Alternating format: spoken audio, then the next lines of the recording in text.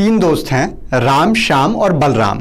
राम और श्याम किसान हैं और अपने खेत में टमाटर उगाते हैं, जिसका खर्चा उन्हें 2 रुपए किलो पड़ता है। बलराम का ढाबा है और वो राम से 4 रुपए किलो में टमाटर खरीदता है। 2 रुपए राम को बचत हो जाती है। लेकिन श्याम बलराम को सीधा नहीं बेच सकता। नियम के अनुसार वो सब्जी वाले अब्दुल को ही बेच सकता है। अब्दुल उससे 3 रुपए किलो के भाव टमाटर खरीदता है और बलराम को 6 रुपए में बेचता है।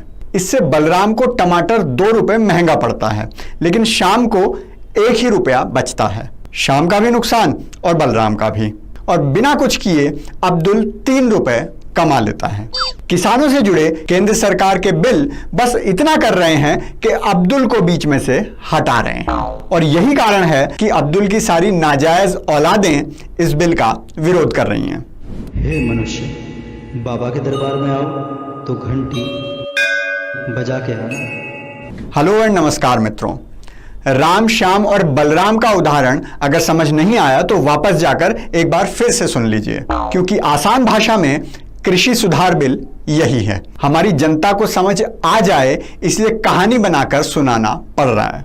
वो हमारी जनता बहुत भोली है ना, कुछ भी अफवाह उड़ा दो यकीन करने लग जाती है और निकल पड़ती है सड़कों पर झंडा लेकर। और उनको डराने का काम इस कदर किया जा रहा है कि जैसे सरकार उनकी भैंस खोलकर ले जा रही हो। कृषि सुधार बिल ऐसी बहुत सी चीजें करने जा रहा है जिससे न केवल किसानों का फायदा होगा, बल्कि कृषि निवेश, कृषि आधारित उद्योग और ग्रामीण अर्थव्यवस्था को ताकत मिलेगी।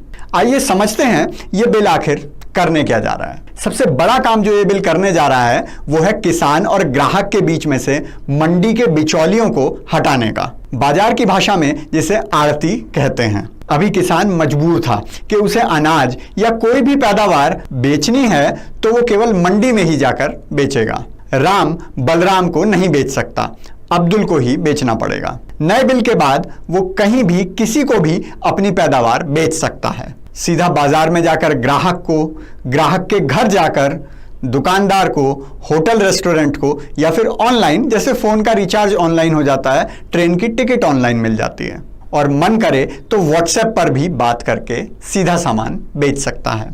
अब इसमें विपक्षी पार्टियों द्वारा जो सबसे बड़ा डर दिखाया जा रहा है वो है न्यूनतम समर्थन मूल्य यानी एमएसपी का। हिंदी में बोलें तो मिनिमम सपोर्ट प्राइस। किसान भाइयों को तो पता है, शहरी लोगों के लिए बता दूं कि मिनिमम सपोर्ट प्राइस सरकार द्वारा निर्धारित पैसा होता है जिससे कम भाव पर कोई अनाज किसान से नहीं खरीदा जा सकता। अब डर यह दिखाया जा रहा है कि सरकार बीच में नहीं रहेगी तो प्राइवेट व्यापारी एमएसपी से कम दाम में भी किसान को बेचने के लिए मजबूर कर सकते हैं। चलिए इसे एक उदाहरण से समझते हैं।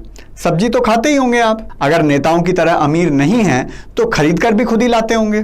टमाटर क्या भाव चल रहा है आजकल?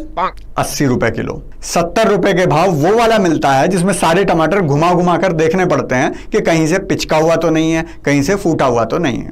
और साल भर में सस्ते से सस्ता भी टमाटर क्या भाव मिलता है? चलो 20 रुपए किलो मान लो। और अगर किसी के यहाँ इससे भी सस्ता हो तो 50 किलो मेरे घर भिजवा देना। आप जानते हैं किसान को इसका एमएसपी यानी मूल्य कितना मिलता है? 400 रुपए क्विंटल, यानी 4 रुपए किलो।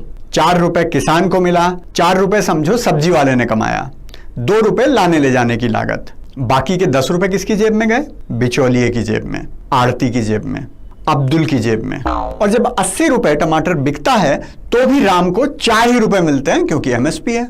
80 में से 60 रुपए अब्दुल कमा जाता है। राम को अगर आजादी हो कि वो बलराम को 40 के भाव टमाटर बेच सकता है तो राम को 36 रुपए ज्यादा मिल जाएंगे, तो राम 36 रुपए ज्यादा कमा सकता है और बलराम को भी 40 रुपए की बचत हो जाएगी। लेकिन अब्दुल को यह पसंद नहीं, इसलिए वो विरोध कर रहा है और झूठ बोल बोल कर रहा है। सबसे मजे की बात तो यह है कि यह झूठ भी फैलाया जा रहा है कि एमएसपी को खत्म कर दिया जाएगा, जो कि बिल्कुल गलत है। एमएसपी रहेगी और सरकार ही उसे निर्धारित भी करेगी और सरकार फसल भी खरीदेगी। उस पर चमचे कह रहे हैं कि व्यापारी सरकार से अपनी मनमर्जी का एमएसपी रखवा सकते हैं। अब चंपुओं, वो तो अब भी करवा रहे हैं। अब कोई बिचौलियों को रोक रहा है क्या? जाकर देखो कितनी बड़ी बड़ी कोठियां बना रखी हैं उन्होंने किसानों के खून पसीने के पैसे से। इतना पैसा तो व्यापारियों के पास भी नहीं मिलता। साथ ही और भी बहुत सी काम की चीजें इस विधेयक में आने वाली हैं। आवश्यक वस्तु अधिनियम, हिंदी में बोलें तो असेंशियल कमोडिटी, में भी बदलाव किया गया है। अनाज, दालें, खाने का तेल, आलू, प्याज, ये सब अब आवश्यक वस्तुओं की श्रेणी में नहीं रहेंगी, तो कोई चाहे तो इन्हें स्टोर भी कर सकता है। दूसरा बिल जो है मूल्य आश्वासन और कृषि सेवा समझौता, उसमें यह है कि कोई किसान किसी खरीदार से पहले ही समझौता कर लेगा, कॉन्ट्रैक्ट कर लेगा, जैसे कि वो अगले साल इतनी सरसों उगाएगा, उसका भाव इतना होगा, इतना प्याज बेचेगा, उसका भाव ये होगा, चाहे बाजार में प्याज 5 रुपए किलो बिके या 70 रुपए किलो। इससे वो डर खत्म हो जाएगा कि कल अगर प्याज का भाव 5 रुपए किलो हो गया तो मेरी लागत कैसे निकलेगी। मैं इस बात पर नहीं जा रहा कि कौन सी पार्टी क्या कह रही है, क्योंकि यह विषय राजनीति से बहुत ऊपर है। ना ही मैं मोदी का समर्थन कर रहा हूं, ना बचाव। इसमें राजनीति नहीं होनी चाहिए और किसानों तक सच पहुंचना चाहिए।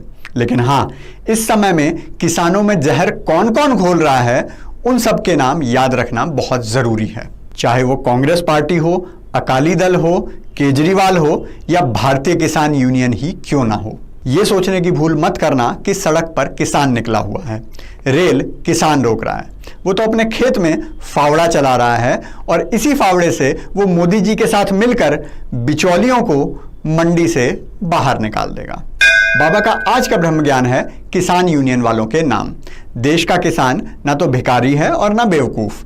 आज तक किसी सरकार में इतनी हिम्मत नहीं हुई कि बिचौलियों को हटा सके, नहीं तो उसे इतना विश्वास है कि जो फसल वो उगाता है उसे बेच भी सकता है और उसे सरकार से फ्री का पैसा भी नहीं चाहिए।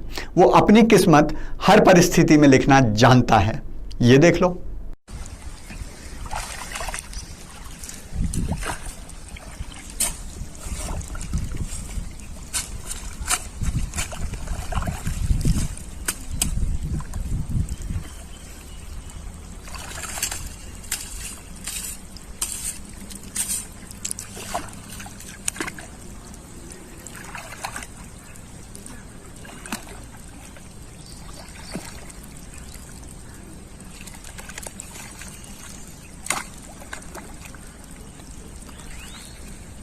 अगर आप भी किसानों को अपनी मर्जी से बेचने की आजादी देना चाहते हैं तो कृपया लाइक, शेयर, कमेंट और सब्सक्राइब जरूर करें, क्योंकि खुशियां बांटने से बढ़ती हैं।